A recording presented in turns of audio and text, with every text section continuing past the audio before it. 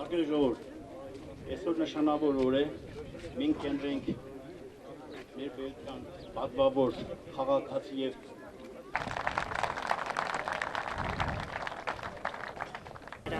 Ինչպես տեսնում եք, այսօր մեր գյուղի բնակիչները հավաքվել են